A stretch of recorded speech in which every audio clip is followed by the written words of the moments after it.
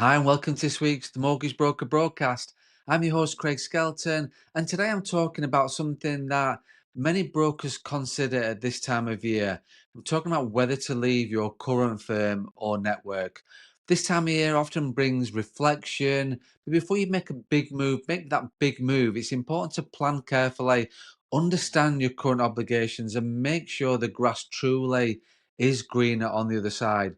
In a recent episode, we covered contracts in depth. So if you haven't listened to that already, go back, give it a listen, as that information will complement today's discussion. The first thing I want to look at is don't make a knee jerk decision. Change can be stressful and it's tempting to react quickly when you're unhappy. People who are reactive often make quick, rash decisions without all the necessary facts, and this knee jerk reaction can lead to the wrong decision. Whereas planning for change is more secure and puts you in control. So before you resign, just take a breath, take a step back, gather the information, and make sure you're not just reacting to a bad day, a bad week, a bad month, or a single frustrating experience. And why does your contract matter? Well, if you are looking to move, the first thing I would do is check your contract. Contracts are the foundations of your relationship with a network or firm. Too often, advisors focus on the headline commission split and ignore hidden costs when they sign it because of all the excitement of the new network or the new firm. But advisors often regret joining networks because of the restrictive exit clauses that they didn't notice at that time. So, what are the other things to watch out for? Well, exit fees and notice periods. How much will it cost you to leave? Are free to join offers hide inexpensive exit fees? Did you receive guarantees or training costs that might need paying back? Notice periods traditionally range from 1 to 12 months. Does really depend, and some networks can delay your exit by dragging out file checks, and I've seen that happen quite often. So you also need to check whether your commission continues during your notice period or is it frozen. Then what about client ownership? Does your contract let the network own your client or do you own the client? Some agreements, some arrangements allow networks to assign your clients to another advisor when you leave. And if you value long-term relationships, look for contracts that recognize you as the client owner, you as the advisor. And what about novation and renewal commissions? Can you transfer or novate your pipeline and your renewal commissions to your new home? Some networks restrict novation or charge a fee to doing it. Others simply stop paying your commissions once you've served the notice. And what about additional costs and data access? Besides your monthly fee, ask about professional indemnity contributions and technology charges. Some networks require you to buy run-off PI insurance when you leave. Others charge for data transfers or access to your client records. I'd also look at restrictive covenants too. Post-termination restrictions are only enforceable if they protect legitimate business interests and are reasonable. Non-dealing clauses often limit contact clients that you've worked with in a period of 6 months, 12 months, or forever before with regards to the networks or the firm. There is some talk, as I said before on the podcast, about capping non-compete clauses to 3 months. But as always, just check legal advice on your specific contract with that. Because as I said before, clients can choose who they want to work with. You cannot market them, you cannot brand them, you cannot try and sort of speak to them to then influence them to come to you as a broker. However, clients can choose who they want as their mortgage broker. So if a client reaches out to you, that is generally okay because they can choose who they want to choose. And the other thing I want to look at is reasons to stay, because before you jump ship, I would list the reasons you joined the current network or firm in the first place. Are you getting solid compliance support? Do you have access to the tech and marketing tools that make your life easier? Are your fees fair for the value that you receive? Sometimes it's easier to fix the problems that you have than to trade them for totally new ones. And if you're feeling underappreciated, have an honest conversation with your firm or network. Good firms, good networks value feedback and will work with you to resolve those issues. Leaving should be the last resort, not a reaction. And also consider your values and culture. Every business has its own culture.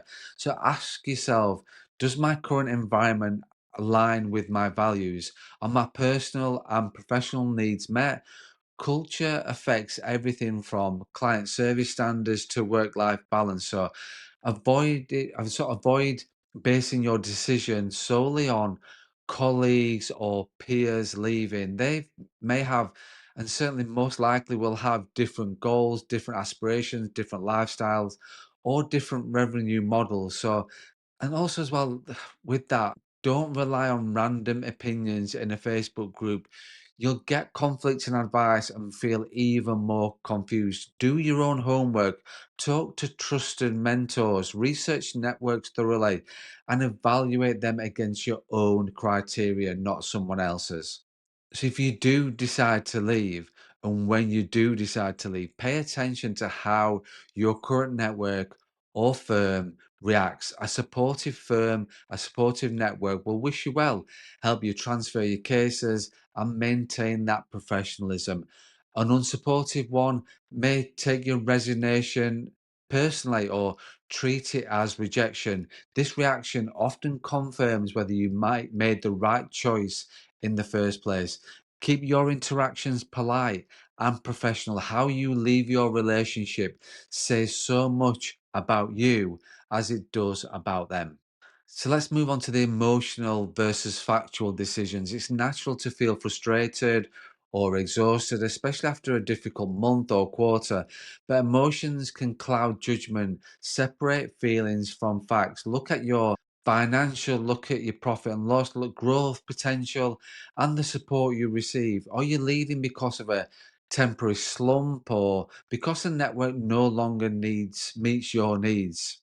If you realize the move is more emotional than strategic, address the underlying issue. Maybe you need more support, different systems, or a break rather than changing networks and firms.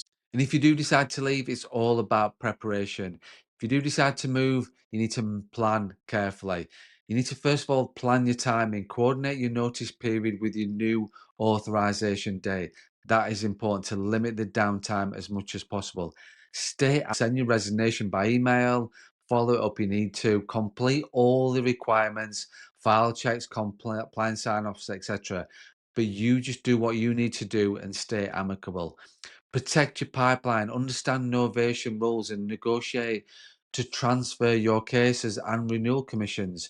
You need to secure your data, ask for a copy of your client data, and clarify the transfer costs.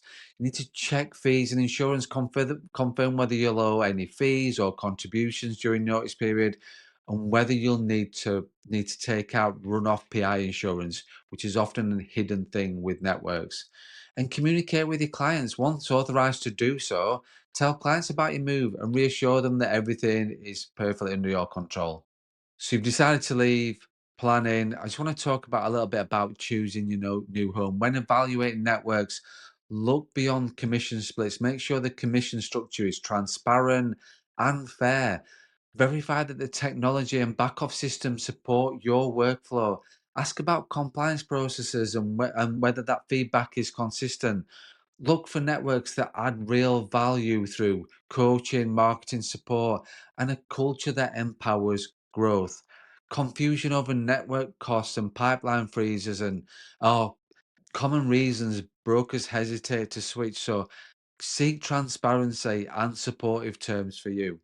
So that's it. That's this week's podcast. That wraps up today's discussion on making a move. So take your time, plan carefully, make sure your decision is based on facts and your own values and not knee-jerk reaction or someone else's journey.